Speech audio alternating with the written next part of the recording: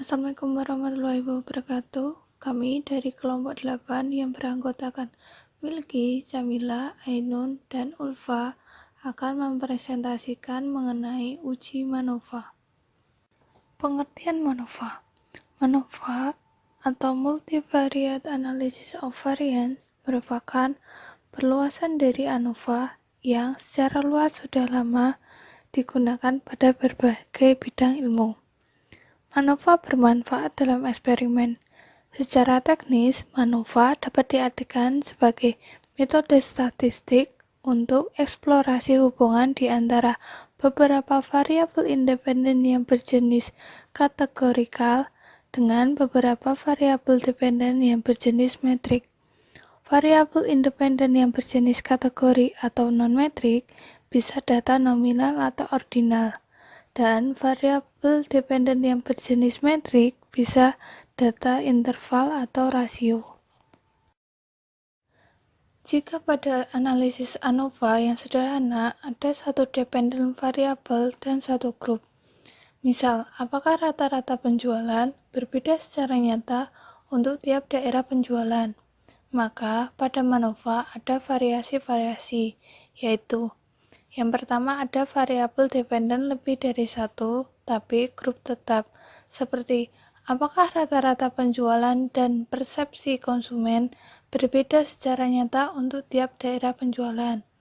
Yang kedua ada variabel dependen satu, tetapi grup lebih dari satu, seperti apakah rata-rata penjualan berbeda secara nyata untuk tiap daerah penjualan dan rasa roti yang dijual.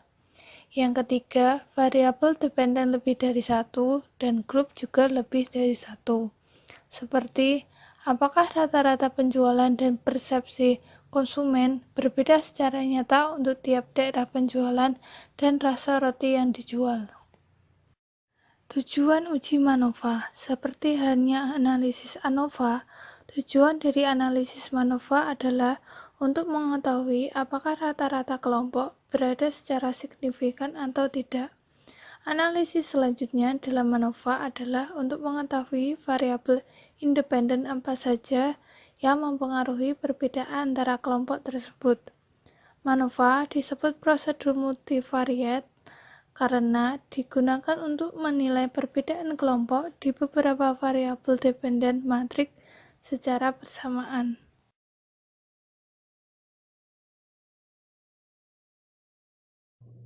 Nah, di sini kita akan melakukan uji MANOVA menggunakan aplikasi SPSS. Contoh kasus yang akan kita uji yaitu pengaruh pembelajaran daring terhadap tingkat pemahaman siswa dan miskonsepsi. Dilakukan penelitian tentang pengaruh kegiatan pembelajaran daring yang kita simbolkan menggunakan A1 terhadap tingkat pemahaman siswa atau Y1 dan miskonsepsi atau Y2 yang dibandingkan dengan kegiatan pembelajaran konvensional atau A2. Nah, di sini adalah data yang diperoleh dari hasil penelitian. Nah, sebelum kita melakukan uji menggunakan SPSS, terlebih dahulu kita menentukan hipotesisnya. Di sini ada 3 hipotesis. Yang pertama, HO-nya itu tidak ada perbedaan tingkat pemahaman siswa antara siswa yang mengikuti pembelajaran daring dengan pembelajaran konvensional. HI-nya ada perbedaan tingkat pemahaman siswa antara siswa yang mengikuti pembelajaran daring dengan pembelajaran konvensional.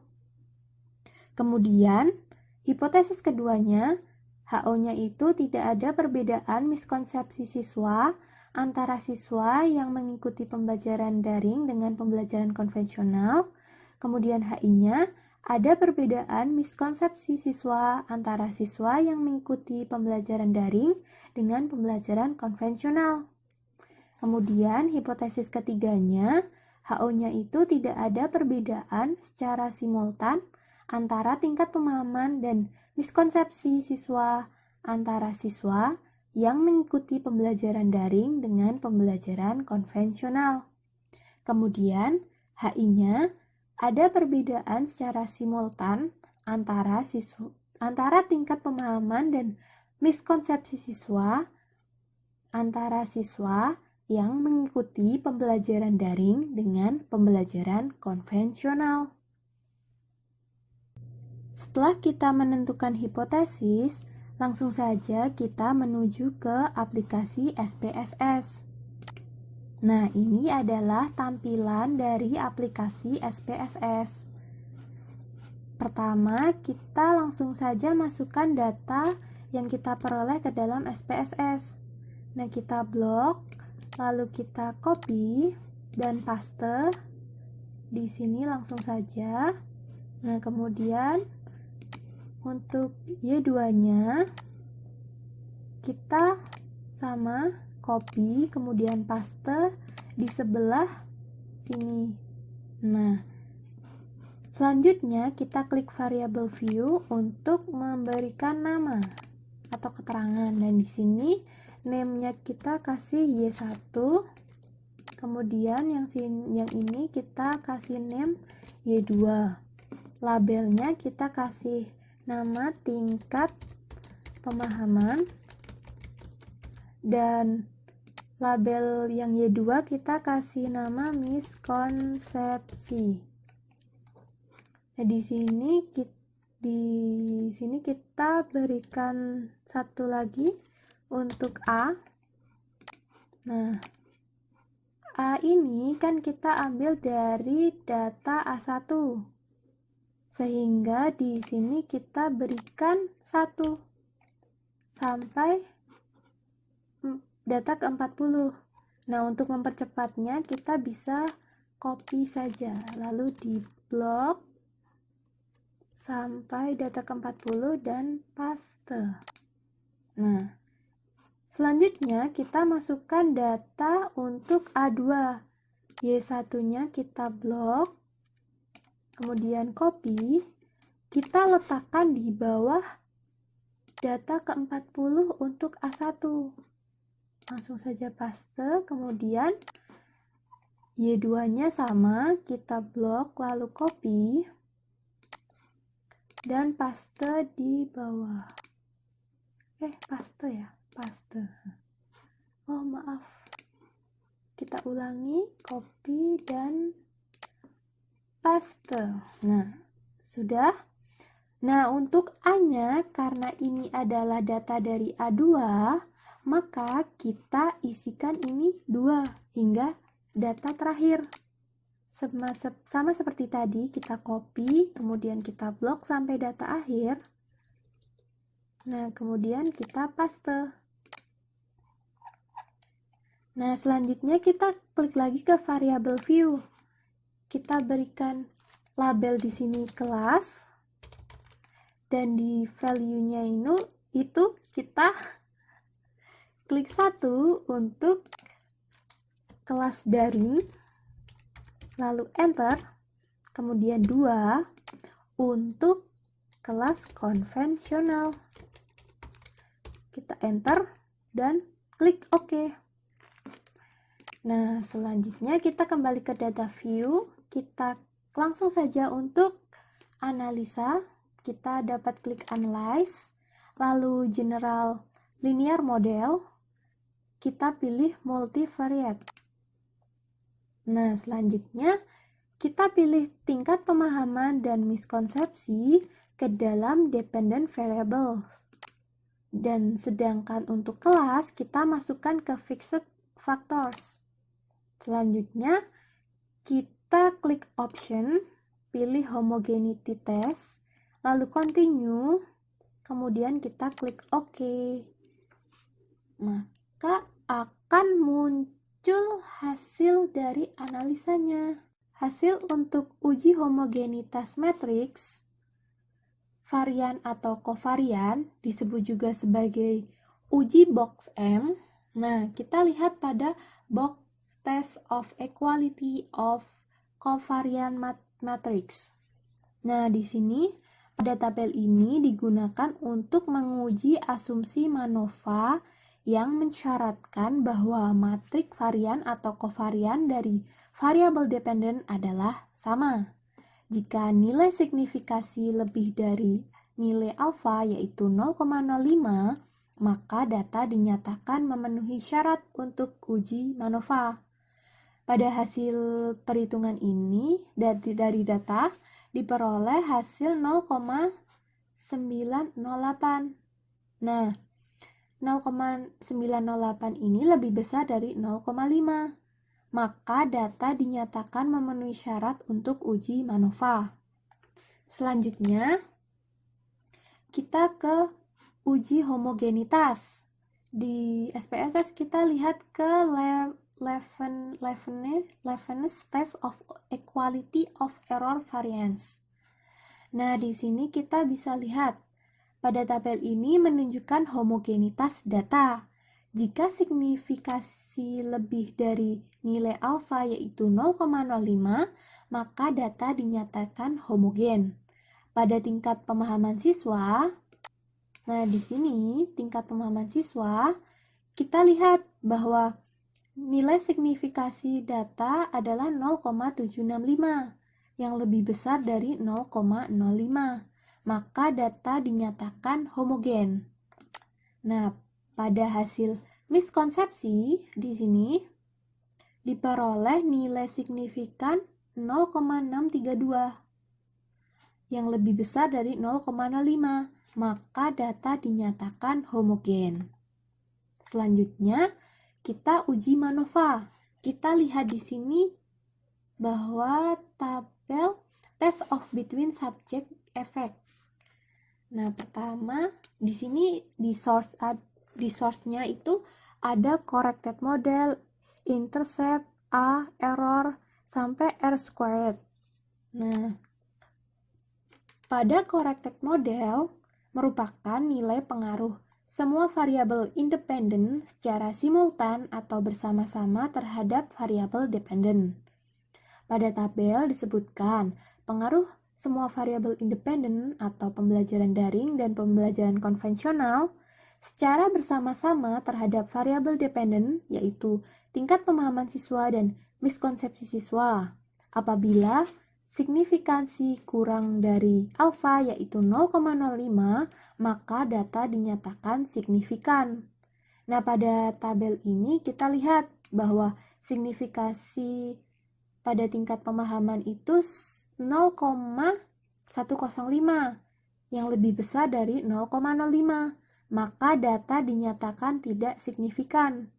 Sedangkan pada hasil miskonsepsi siswa, nah di sini kita lihat signifikasinya itu 0,001 yang lebih kecil dari 0,05. Maka data dinyatakan signifikan. Selanjutnya kita ke intercept. Nilai variabel dependen dapat berubah meski tanpa dipengaruhi keberadaan variabel independen. Artinya, tanpa ada pengaruh variabel independen, variabel dependen dapat berubah nilainya.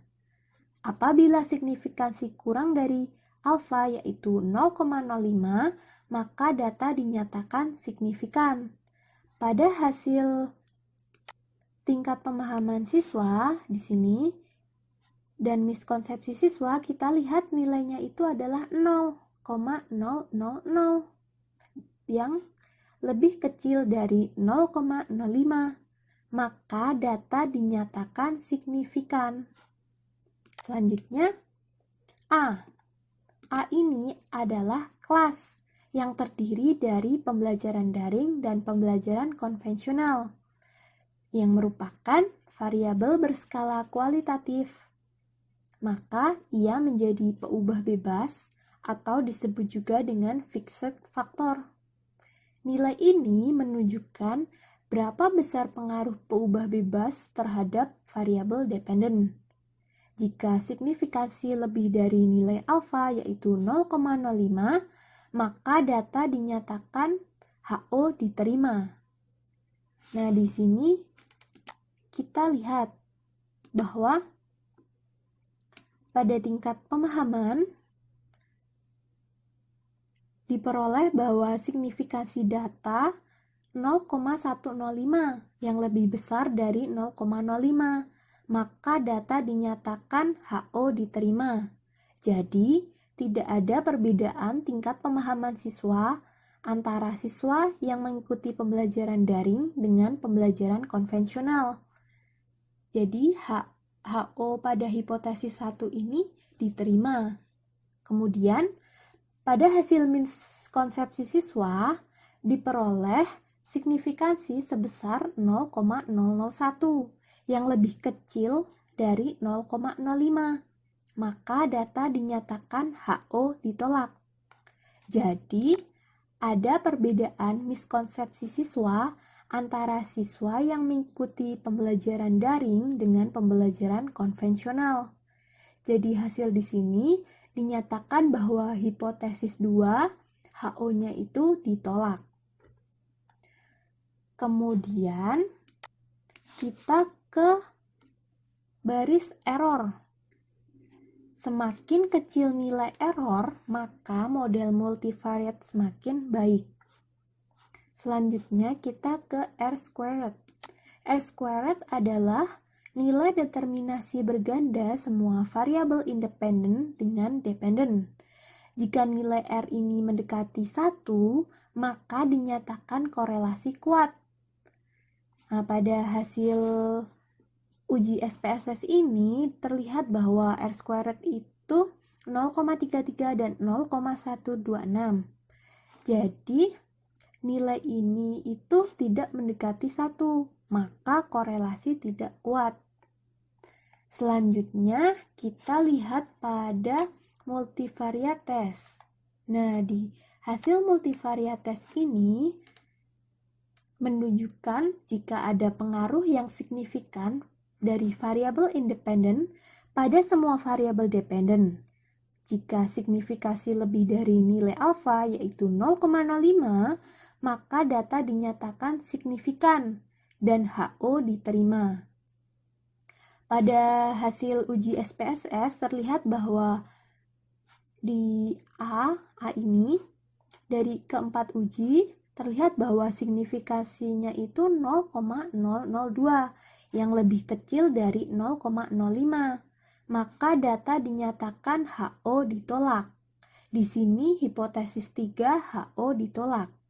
Jadi, ada perbedaan secara simultan antara tingkat pemahaman dan miskonsepsi siswa, antara siswa yang mengikuti pembelajaran daring dengan pembelajaran konvensional pada tingkat signifikasi 95%.